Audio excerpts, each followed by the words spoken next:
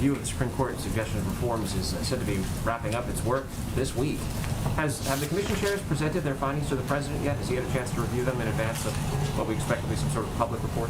Right. So here's where this stands. This is a day of processes in the government. How fun. So the commission will release the draft preliminary discussion materials tomorrow, which is their timeline, or was their deadline, and they will meet that timeline.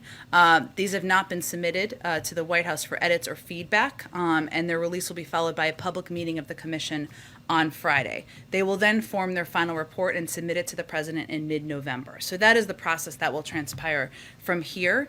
And like we've said previously, our objective here is to allow for this process made up of a diverse range of experts and voices to move forward and represent different viewpoints. And we're not going to comment on it, or the president wouldn't comment on it until a report is final and he has the chance to review it at that period of time.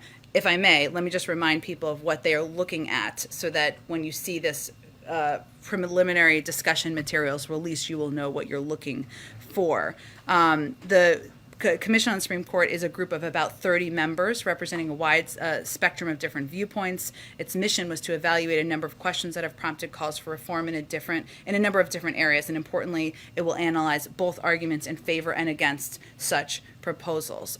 So the topics they're examining include the origins of the reform debate, the court's role in the constitutional system, the length of service and turnover of the justices on the court, the membership and size of the court, and the court's case selection rules and practices. And that's what they'll be looking at, which will be reflected in the preliminary discussion materials.